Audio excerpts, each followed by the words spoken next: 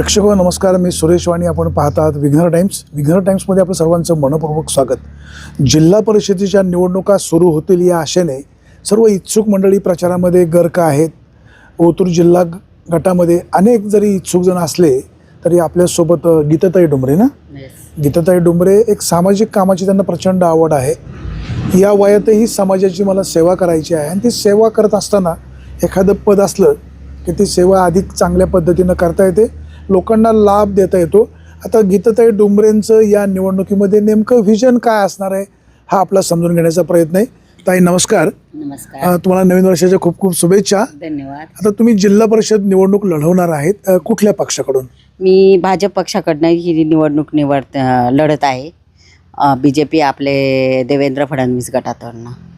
आता किती वर्ष तुम्ही सामाजिक काम करता? सर मी 2023 पासून सामाजिक कार्यामध्ये आले. पण तर माझं असं आहे की मी हा प्रवास खूप, जसं तुम्ही आता पहिल्यांदा सुरुवातीला सांगितलं का आपल्याला काहीतरी पद असेल तरच आपण हे करू शकतो. आणि 2013 पासून मला जो प्रवास मी पाहिला आहे, हे कशामुळं आपले काही कामं होती नाही. गरीब जनता ज्या खूप म्हणजे असं खूप अडचणीचं आहे, मी स्वतः अनुभवलेत आणि स्वतः पाहिलेत. आणि अनेक स्त्रियांचे ते मी प्रॉब्लेम पाहत आहे. कुठेही जाऊ द्या, राजकीय क्षेत्र असेल, सामाजिक क्षेत्र असेल, शैक्षणिक क्षेत्र असेल, काही मुलांच्या अडचणी असेल गरीब जनतेच्या, तर त्याच्यासाठी खूप त्रास होतो. आणि याच्यासाठी मी 2013 पासून मला जे काही माझे वैयक्तिक घरामध्ये असतील त्या कारणासाठी मला पुढे त्रास झाला. पण मग जेव्हा मला 2000 तो मी प्रवास तसा हे करत गेले. पण ते ज्याच्याकडे जिद्द असते तो पुढे जातोच. तुम्ही भारतीय जनता पक्षाचं काम किती वर्षापासून करता? मी 2023 मला भारतीय जनता पक्षामध्ये सोसायटीच्या इलेक्शनसाठी आपले भगवान शेठ घोलप हे जे आता जुन्नर तालुक्याचे जिल्हा अध्यक्ष, ते तालुका प्रमुख अध्यक्ष आहेत पद त्यांच्याकडे. आणि त्यांनी मला 2023 आपले सोसायटीच्या इलेक्शनला म्हटले ताई तुम्ही इलेक्शनला उभे राहा सोसायटीच्या. त्यावेळेस मला बाळासाहेब घुले, भगवान शेठ घोलप यांनी ॲक्च्युली माझा फॉर्म भरला. फॉर्म भरून मला म्हणे ताई फोटो घेऊन या, तुम्हाला फक्त सह्या करायच्यात आणि तुमचं फॉर्म भरतो आहे, तुम्हाला इलेक्शनला उभं राहायचं आहे. म्हटलं दादा हे असं कसं? म्हटले नाही, आम्हाला तुमच्यात ती योग्यता वाटली म्हणून आम्ही हे केलं. तेव्हा मग मी 2023 पासून या पक्षामध्ये आले. आणि असं म्हणता राजकीय क्षेत्रामध्ये यायचं म्हटलं तर सहजासहजी योग नाही आहेत. माझ्याकडे काहीतरी आहे हे समोरच्या पक्षसृष्टीला वाटलं. मग त्याच्यात भगवान शेठ असेल, बाळासाहेब घुले असतील, अन्य कुणी असतील, त्यांना वाटलं नाही. त्यावेळेस संतोष शेठ तांबे हेही याच्यामध्ये होते. तेव्हा ते मला वाटतं अध्यक्ष होते याच्या आपले ओतूर याच्या. तर त्यांनी मला ते योग्यतेचं समजलं आणि त्यांनी मला त्या पक्षामध्ये घेतलं. कारण आपण इतर पक्षामध्ये काम करायचं म्हटलं तर आज तिथे फक्त आपल्याला त्या गोष्टी बोलायच्या नाही आहेत. पण जेव्हा स्वतःहून संधी चालून येते, आणि त्या पक्षाची आवड मला अशी आहे की मी पुण्यामध्ये जेव्हा राहत होते तेव्हा माझी मुलगी काहीतरी 2017-18ला रामचंद्र गायकवाडमध्ये शाळेत होती. आणि मला वाटतं आमदारकीचे जे इलेक्शन झालं याच्या अगोदर महेशदादांचं माझं जास्त मला त्यांच्याबद्दल मला खूप अशी आत्मयुक्ता आहे माझ्यामध्ये. मला त्यांना पाहिलं ना खूप असं हे वाटतं. त्यांचा विजय मी पाहिलेला आहे, स्वतःहून संघर्ष पाहिलेला आहे. आणि अपक्ष म्हणून ज्यावेळेस ते निवडून आले त्यावेळेस या पक्षामध्ये खूप काही ताकद आहे. आणि महेशदादा आहे ना, मुलं कशी घडवली पाहिजे याच्याबद्दल खूप प्रबोधन खूप छान पद्धतीने करतात. आणि त्यांनी जे आम्हाला त्यांचं मी आमदारकीचा असेल किंवा शाळेमध्ये काही प्रोग्राम असेल तर मी माझ्या मुलीच्या आम्हाला कार्यक्रमाला बोलवलं जायचं. तर मी त्यांच्या प्रत्येक वेळेस जे भाषण ऐकलं, जे सांगतात, आजपर्यंत कुठल्याच नेत्याच्या तोंडातून मी असं ऐकलं नाही. पण महेशदादा नेहमी सांगायचे की मुलं कशी घडवली पाहिजे. आणि त्याच्यासाठी मग त्या उद्देशाने याच्यामध्ये ह्या पक्षामध्ये महेशदादासारखा कार्यकर्ता आहे आणि अजूनही कार्यकर्ते आहे. त्याच्यामुळे मी या पक्षात जेव्हा मला इलेक्शनला उभं राहायला सांगितलं तेव्हा मी स्वतःहून म्हटले ठीक आहे चालेल, आली आहे संधी तर आपल्याला जनतेची सेवा करायची, मग आपल्याकडे काहीतरी पाहिजे ना, ह्या हेतूने मी ताई, आता तुमच्या समोर छायाताई आहेत, परत दुसरे त्या काय त्यांचं नाव प्रांजल अक्षदाताई आहेत, त्या जसं प्रांजलताई आहेत. आता हे सगळं तशा उमेदवार बलाढ्य आहेत. मग आता त्यांच्या समोर निभाव लागणं तुम्हाला अवघड आहे मी असं म्हणणार नाही, पण तुमच्या जमेच्या बाजू काय? सर असं म्हणतात, जमेची बाजू एक माझी अशी आहे की मी जनतेचं जे गोरगरीब लोक जनता आहे त्यांच्यासाठी खूप काही मी गुप्त सेवा केलेली, ती मी नाही सांगू शकत. आणि जे मी करते, आज जो समाज, मी जे इलेक्शनला जाते त्यांना जे वाटते की आम्हाला अशाच उमेदवाराची गरज आहे, कारण मी असं काही करणार आहे की आणि तुम्ही मला जो प्रश्न विचारला की ती बलाढ्य मी हा सरपंच आहे की युवती आहे, दुसरे एक मनसेच्या कार्यकर्ते आहेत. हां, पण त्यांच्याकडे कसं आहे सर, ह्या सरपंच पद यांच्याकडे आहे, ठीक आहे, ते त्यांचं वैयक्तिक ते त्यांना हे झालं. दुसरं हे आपले अतुल शेठ बेनके यांचे PA, त्यांची मिसेस आहे अक्षदाताई. हां, अक्षदाताई. पण त्यांचं असं आहे की ते आहे, माझ्याकडं मी जर माझं जर पाहिलं तर मी माझं आयुष्य पहिलं, तुम्ही म्हटले ना तुम्ही ह्या पक्षामध्ये कसं आलं, तर मी ह्या पक्षामध्ये कसं आले तर 2013ला माझे सासरे, म्हणजे माझा पूर्वज तो तो खूप वेगळा आहे. आणि 2013पासून तर मी आत्तापर्यंत पहिलं प्रायव्हसी माझ्या मुलीसाठी दिली. आणि जेव्हा मी माझ्या मुलीला, आत्ता ती बायो MTech मास्टर डिग्री तिची कंप्लीट झाली, आणि तेव्हा मला पुन्हा ही संधी आली पक्षाची, आणि म्हटलं आपण याच्यामध्ये जाऊया, काय हरकत नाही आहे. आणि तेव्हा मी आता ठरवलं की आपण जनतेला आपल्यासारख्याची गरज आहे. पैसा सगळं सर्वस्व नाही आहे सर. निवडणुकीला पैसे लागतात, नाही फ्लेक्स सर, लावावे हां. लागतात, कार्यकर्त्यांना खर्च करावा लागतो. हे जे आहे ना, मी सर्वसामान्य, आज कार्यकर्त्यांना खर्च करायचा म्हटलं तरी मी लोकांना, कार्यकर्त्यांना खर्च, मला हे राजकीय क्षेत्रातून बरेच जण असं बोलले, ज्याच्याकडे 1 कोटी आहे, 80 लाख आहेत, यांनी ज्याच्यात उतरावा, सर्वसामान्यांनी नाही उतरायचं कसं? नाही, उतरा तुम्ही, हरकत नाही, परंतु सध्याच्या निवडणुकीला पैसे हा फॅक्टर मेन आहेच आहे. लोक पैशाशिवाय बाहेर पडत नाही, कार्यकर्ते तयार होत नाही. तुम्हाला पण विजयासाठी आमच्या शुभेच्छा आहेत, काही विषय नाही. पण माझ्याकडे जे कार्यकर्ते हे निस्वार्थीपणे माझ्या पाठीमागे खंबीरपणे उभे आहेत, पण ते आज इलेक्शनची तारीख डिक्लेअर होत नसल्यामुळं आज माझ्याकडे जे आहे गोरगरीब जनता असेल, बरेच काही, हे म्हणतात ताई आपली तारीख डिक्लेअर होऊ द्या, आम्ही सगळे मॉपनी तुमच्या पाठीमागं खंबीर उभे. आणि प्रत्येक गोष्ट पैसा नाही काम देत सर, आपलं कार्य पण त्याच्यात अनुकरण केलं जातं. मी भले जगात नसेल, पण मी पहिलं आत्ता मला जगामध्ये जगाच्या समोर यायचं आहे का, तर गरीब जनतेचं कल्याण करण्यासाठी. त्याच्यामध्ये सर शाळेमध्ये मुलांना अडचण येतं, गोरगरीब जनतेच्या. एखाद्या वाड्या वस्त्यांवर जर गेलं ना सर, आपण पाहिलं ना तर आई मजुरी करते, मुलगा हे करतो, हुशार आहे, खूप हुशार आहे, आणि बाप त्याचा, हल्ली परिस्थिती गरीब असते किंवा वडील वेगळ्या व्यसनाधीन असतात किंवा काय असतात, अशा मुलांची शिकण्याची तीव्र इच्छा असते, पण त्या मुलांसाठी काहीतरी करण्याची माझी मनापासून तळमळ आहे, आणि मी ते करणार. आणि ह्याच्यासाठी आपल्याला, मी जेव्हा निवडून येईल तेव्हा माझ्या पक्षाकडून मी 100% ना 101% प्रयत्न करणार का आपल्याला आता ही पिढी घडवायची सर, ती खरं ही काळाची गरज आहे. का आज जर आपण 8वी 9वीची मुलं पाहिली तर खूप भयानक परिस्थिती आहे. मुलं काही गरीब, आणि ही कुठली गरीब वाड्या वस्त्यांमधली असतील ती चांगली, ती घडतात, ज्यांना वाईट मार्ग जातात का, ते म्हणतात आपल्याला वेळ हेच नाही, शिक्षणाला पैसे नाही, किंवा अशा मुलांसाठी मी कार्य करायचं. पुन्हा लोकांच्या ह्या जागा, ज्यांच्याकडे जागा नाही आहे. तुमचं कार्य पाहून इतर पक्षांनी काय ऑफर दिली नाही का? सर मला ऑफर आली, पण मी ते ओपन नाही करणार. अच्छा, ऑफर आली? हो आली, पण मी ओपन नाही करणार. पण मी माझ्या पक्षाशी प्रामाणिक आहे, म्हणजे भाजप सोडणार नाही. कारण माझ्या पक्षाने, माझी ओळख माझ्या पक्षाने केली. गीता डुंबरे जसं आता तुम्ही म्हणताय ना, ते समोरचे बलाढ्य असेल, पण माझा पक्षही त्यांच्यापेक्षा बलाढ्य असं मी म्हणेल. राज्यात सत्ता, केंद्रात सत्ता. हां, आणि ज्यावेळेस आमची सर्वसामान्य एखादी व्यक्ती आहे, जी एक सर्वसामान्य महिला आहे, ती आज फक्त राजकीय याच्यासाठी, समाजसेवेसाठी याच्यात उतरते, तर हेही माझं पक्ष विचार करतं, आणि त्याच्यामुळं पक्षाने माझा विचार करून मला ह्या पक्षाला. आता आपल्या भागातील शेतकरी कमळावर नाराज आहेत. हां. हे वास्तव आहे. मग लोक तुम्ही प्रचार करताना तुम्हाला असं काही विचारत असतील ना, बाबा मोदी साहेब शेतकऱ्यांसाठी काही करत नाही, फडणवीस साहेब काही करत नाही, आणि मग आपल्याकडे एक सगळ्यांचा नेरेटिव्ह स्टेट झाला की बाबा भाजप हा सर्वसामान्य शेतकऱ्यांच्या विरोधातला पक्ष, कांद्याचे निर्यात नाही, शेती पिकाला बाजारभाव नाही. तुम्ही मतदारांना काय सांगता? सर मी त्यांना समजून सांगते, प्रत्येक गोष्ट जसं आहे निसर्गावर अवलंबून असतात काही गोष्टी, तेव्हा सरकारला प्रत्येक गोष्ट मॅनेज करायची असते. आणि दुसरी गोष्ट सर, जनता विचारते आपल्याला का तुम्ही काय करता याच्यासाठी.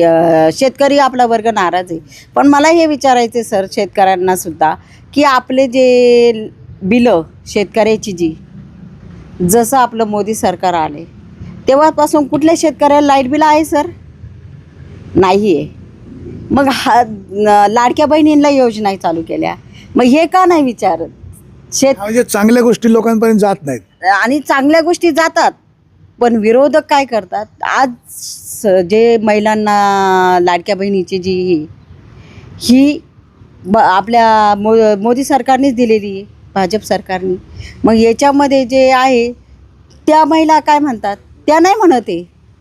शेतकरी वर्गाला हे विरोधी भडकून देतात. त्यांना सांगतात आपले जे विचार आहे, आपले सरकारने जे काय चांगले कामाची पावती नाही मिळत सर. ताई मला एक सांगा, मला थांबवतो, सॉरी. उतूरगाव मोठं आहे. उतूरगावामध्ये कचऱ्याचा प्रश्न मोठा आहे. हो. अतिक्रमण आहे, दुर्गंधी आहे, सांडपाण्याचा प्रश्न आहे. हा प्रश्न तुम्ही कसा सोडवणार? जेव्हा सर आम्ही याच्यावर निवडून येईल तेव्हा ज्या पद्धतीने जनतेला सुद्धा त्याचा त्रास झाला नाही पाहिजे, त्याची योग्य कुठे कशी जशी आपली बॉडी असेल ते सगळे नियोजन करून जिथं योग्य असेल तिथं त्याचं नियोजन केलं जाईल. मग ती जागा फिक्स होणार नाही आहे. या गोष्टी सगळ्यांनंतर जेव्हा हे करू आपण, सगळ्यांच्या विचार विनिमयाने आपण हा विचार करणार आहे. आता या जिल्हा परिषद गटामध्ये एकूण किती गावं आहे, काय अभ्यास केला? हो सर, अभ्यास केला. खूप मोठा परिसर आहे. तसं पाहायला गेलं तर 35,000च्या पुढे याचं वोटिंग आहे. 40,000च्या किंवा 50,000च्या आसपास असेल. हो. मग आता एवढा मतदारसंघ तुम्ही कसा फिरणार? सर या मतदारसंघामध्ये अनेक समस्या आहेत.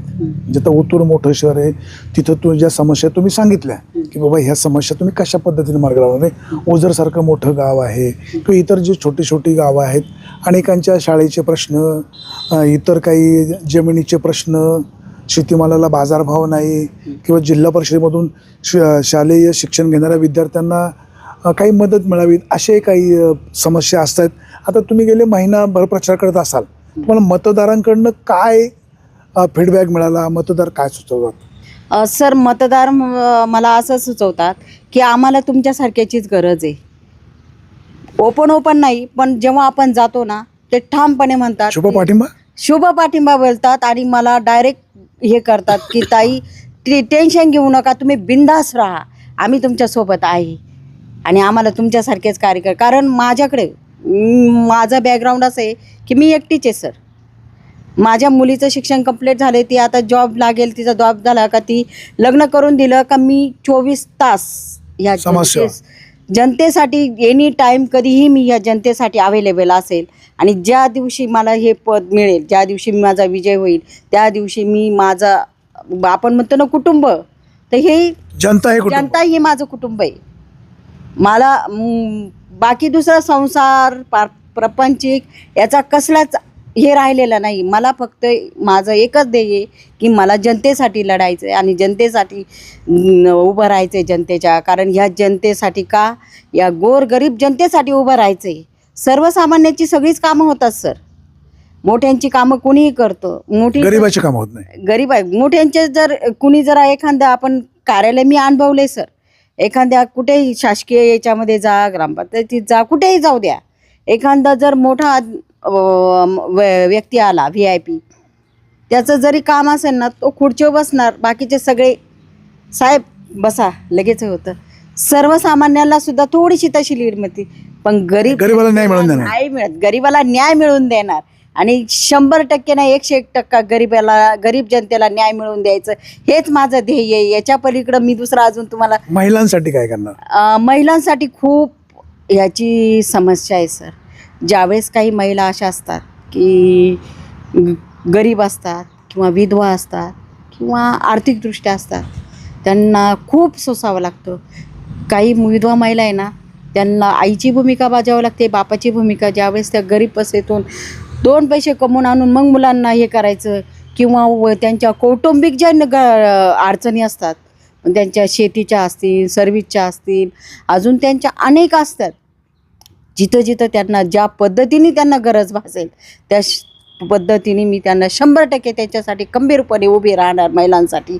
आणि मी 2013ला मला जे अनुभव आले, मी जेवढं भोगले, खूप भोगले सर, ते इथं सांगणं आता ही वेळ नाही आहे. पण ज्यावेळेस कधी आपली निवडणूक होईल त्यावेळेस सविस्तर माझा वृत्तांत मी तुम्हाला नक्कीच सांगेल.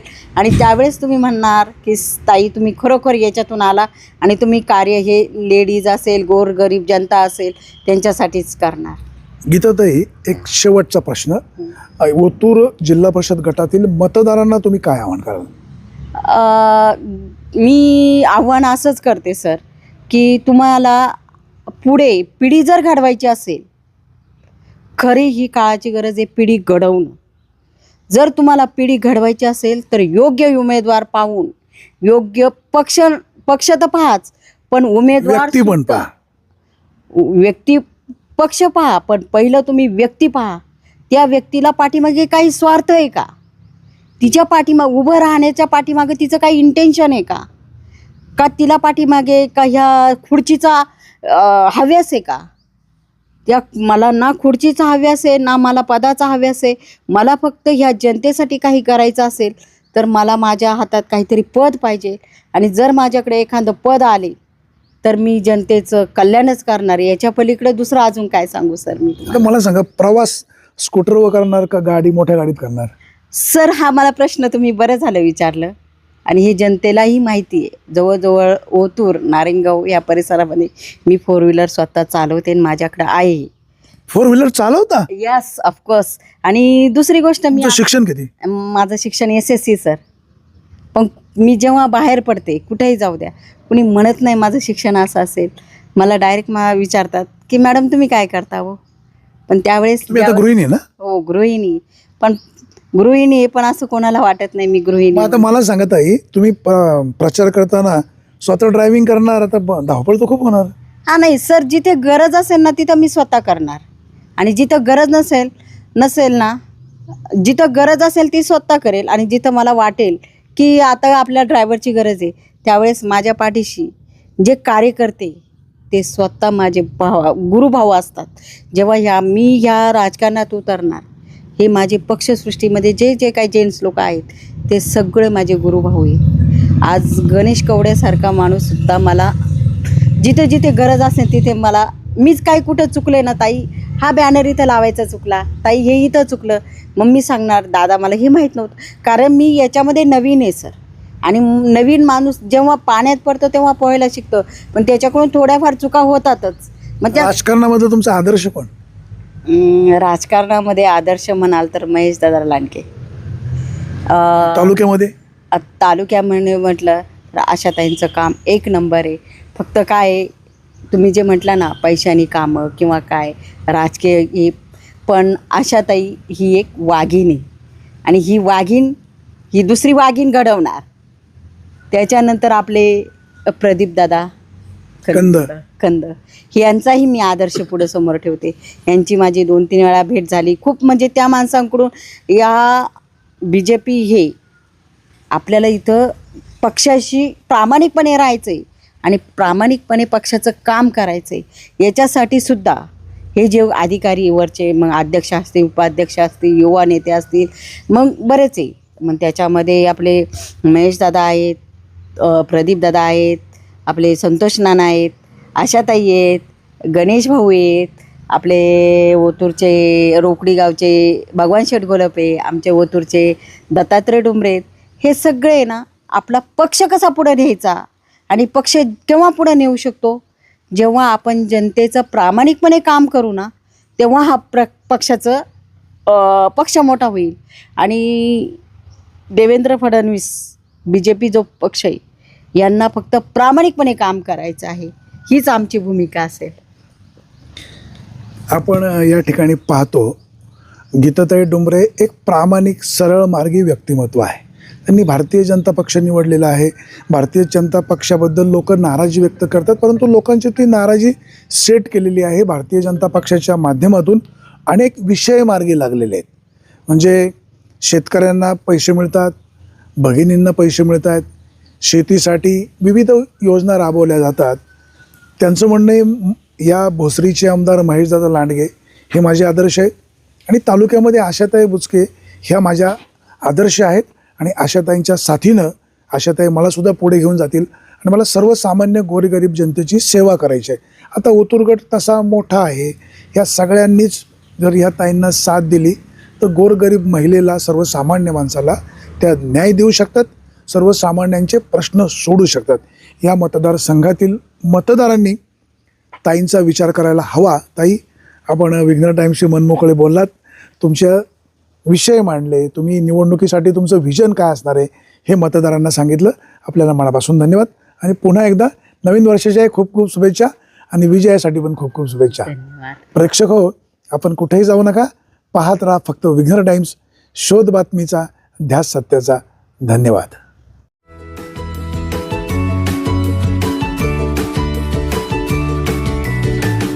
बातम्या शेतीच्या, बातम्या मातीच्या, बातम्या अन्यायाच्या, गुन्हेगारीच्या,